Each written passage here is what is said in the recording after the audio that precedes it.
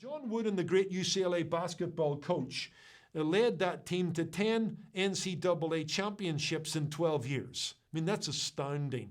He was not only the basketball coach, but he was a life coach to the players. That's one of his legacies, not just his championship runs, but he imprinted himself on other men. You know what? He didn't want them to be champions on the court and chumps off the court.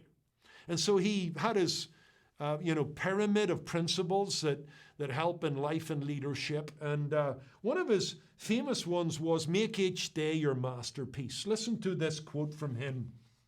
I'm going to read it here. I urged my players to try their hardest to improve on that very day, to make that practice a masterpiece. Too often we get distracted by what is outside of our control. You can't do anything about yesterday. The door is closed, that day is past, and the key has been thrown away. You can do nothing about tomorrow, for it's not yet come. However, tomorrow is in large part determined by what you do today. So make today a masterpiece. Love that. I'm challenged by that. And so I've wrote this devotional, Win the Day. But what does winning the day look like? What does making each day a masterpiece look like? Because it's a great piece of advice. Because the years of our life are an accumulation of the days of our life. And just as a building is built brick by brick, a life is constructed day by day. A winning day is the path to success in life. And I want to be like the psalmist in Psalm 92, verse 2, where he moves from sunrise to sunset in a manner that glorifies God. Listen to these words. He says this, I give thanks to the Lord and sing the praises of your name, O Most High. Psalm 92, verse 2, to declare your kindness in the morning and your faithfulness every day. He wanted to make his day a masterpiece in which God was glorified and his attributes were put on show and his glory was told. I want to be like the psalmist in Psalm 92, verse 2. I want to be like the psalmist in Psalm 118, verse 24. This is the day the Lord has made. I will rejoice and be glad in it. He resolved to make the most of that day. He wanted to be all there. He wanted to be in the moment he was in and live it for God's glory. But here's the truth, guys and girls. Winning the day does not come through dreaming or wishing. Winning the day comes through action. I'm going to give you 5 quick principles. 5 principles that will help you make every day a masterpiece, that will help you win the day. Number 1, give the day to God in prayer early. Psalm 5 verse 3 says, my voice shall you hear in the morning. Love that. My voice shall you hear in the morning. Look, I know some of us are night owls and some of us are morning people, but I'd say this. You don't want to be too far into the day without talking to the Lord, without, giving him your heart's desire, committing your way to the Lord, delighting in him, because the morning is the gate of the day. And whether you're a morning person, don't waste the morning. Don't let that day get too far away from you. The morning is the gate of the day, and you've got to guard it with prayer. You've got to look up to God for his grace and his mercy so that God can fortify you against life getting you down. Number 2, stop to smell the roses. Stop to smell the roses. I forget who said it. Don't worry. Don't hurry. Don't forget to stop and smell the roses. It was a challenge to enjoy the small things of life, to find your joy in the mundane, in the routine, and to look for small things there, which are big things. I mean, Jesus addresses anxiety. It struck me the other day. He addresses anxiety, stress, worry in Matthew 6. But he says in Matthew 6:26, addressing that, look to the birds of the air. Consider the lilies of the field. Seems to me, is it not fair, that Jesus, as he went about his everyday life and ministry, looked to the birds of the air, considered the lilies of the field, found joy in the small things of life and creation. Listen, you can't supersize life. You know what? Life can never be defined by a day at Disneyland. You know, life can't be lived under the spotlights of some sporting event in a stadium full of 100,000 people. Those things are big events. Those things, you know, are enjoyable. But you know what? Most days are not marked by big events. Most days are marked by little things. But you can find joy there. Make sure you stop and smell the roses. It's coffee with a friend. It's sitting under the stars for a few moments. It's reading a good book. It's a leisurely walk along the beach or through your neighborhood. You know what? I've told you this story before. Jelly beans are a big controversy in our house. I enjoy them and June enjoys them, but we approach them differently. You see, officially there are 50 flavors of jelly beans. And I like to taste each one individually. This little small jelly bean, but if you eat one of those, there's this burst of flavor, real flavor, right? Watermelon, whatever, pineapple. I eat them one at a time. I want to savor the flavor. June eats them a handful at a time. That's not a good way to do it, sorry. You know what? I'm not calling my wife out publicly. I've dealt with it in private. And all jokes aside, she knows that. She'll laugh at that. She's just a handful at a time. Here's a little principle. Life is better sipped than gulped. So, give the day to God in prayer early. 2, stop to smell the roses. Number 3, help others. That would be Philippians 2:1-5. You know what? Paul says, I want the compassion of Christ to be in you. I want you to focus on others. I want you to prefer others. I want you to put others first. That's the mind of Christ. And frankly, according to the gospel, those who get the most out of life are those who get out of themselves and be a blessing to others in life, less fortunate, struggling, hurting, sick, shut in. You know what? Matthew 10:39. I need to remind myself, you need to hear it. You want to find your life, lose it. This is a culture that says, you know, find yourself, go on a journey inside. Many people have you met recently? I've met them on airplanes.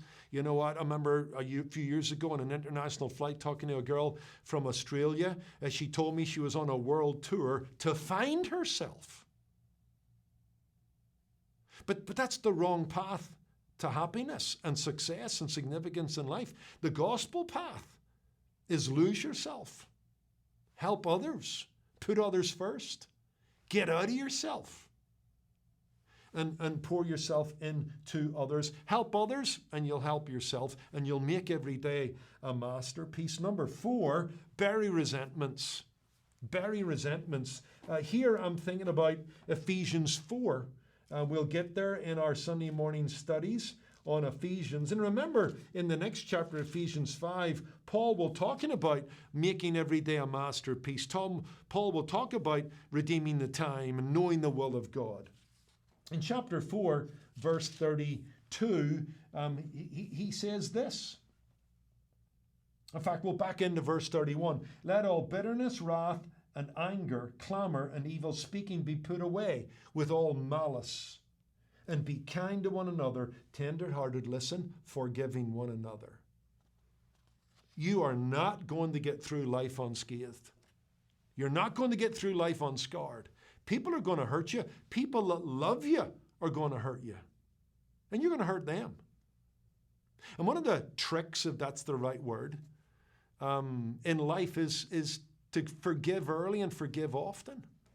It'll help you make a masterpiece of your life and every day in it. Collecting postage stamps, baseball cards, autographs, go for it. Collecting hurts, resentments, no. That's like collecting rocks in a bag and trailing them behind you in life. It'll slow you down. It'll stop your advance. It'll stop your forward movement. You can't go forward looking back. You know what? Resentment, bitterness, malice, unforgiveness makes a slave of you. But forgiveness releases us. Resentment enslaves, forgiveness releases. I think someone said, let me remember it right,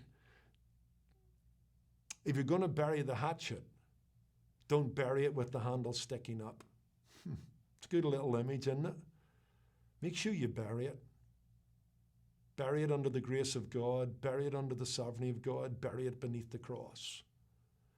And if that person won't receive your forgiveness, then you can't reconcile, but you can still unilaterally forgive them so that you're not a prisoner to that hurt, or you live someday in the past when that hurt took place. 5, trust God today for tomorrow. This one I've dealt with several times, and as we wrap this little devotional up, you know what? Matthew 6, Sermon on the Mount. Jesus is dealing with anxiety. We've kind of touched on that, right? Look at the birds, consider the lilies. You know what? Stop and smell the roses.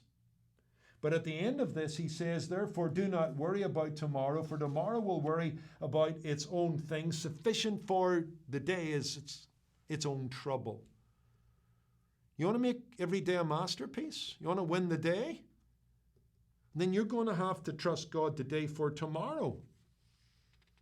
Life must be lived one day at a time, because life can be lived one day at a time, because as our days, whatever they are, good, bad, ugly, as our days, so shall our strength be. God's got grace tailor-made and proportioned for the day you're in and the troubles you're facing. Not yesterday's regrets, not tomorrow's worries, today's problems. And if you'll stay there and focus there, there's grace to manage it. Right? Hebrews 4:14 to 16. You know, there's grace tailor-made for the time of trouble. God never promised to give us tomorrow's grace for today's problems, only today's grace for today's issues.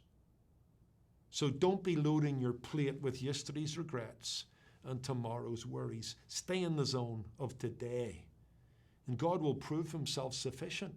You can fight the temptations of today. You can fight the burdens and sorrows and sicknesses of today. You know what, as I close, I miss my mum, and the memories of her are sweeter and sweeter as the days go by. And you know what, some of the memories are Sunday dinners after church, you know, that Sunday roast, which was a tradition in a British evangelical household. And you know what? It would be carrots and parsnip and you know, different vegetables. It would be a big plate of potatoes. It would be a nice piece of roast meat. And after we'd given thanks, I'm about 2 spoonfuls in, and my poor mother is back out of the kitchen with the you know, the pot with the potatoes or the vegetables, and she's got her ladle or her big spoon, and she says, Philip, do you want some more? And before I can say, Mum, I'm just into it, there's another spoonful of potato. There's another, you know, helping of vegetables. She loved to load my plate down. Now, when it comes to Sunday roast, I'm okay with that. Loading a plate's a good thing. It's an act of kindness, and we thank God for mothers like that. But you don't want to load your plate, today's plate, with another helping of yesterday's regrets or tomorrow's worries. That is not helpful. That is not good. You got to live in the moment. So, win the day. I'm not going to rehearse the 5 principles. I'm out of time. Chris has given me the evil eye. Got to wrap this thing up. But go over those. There's a strategy there. There's a game plan to win the day. God bless you.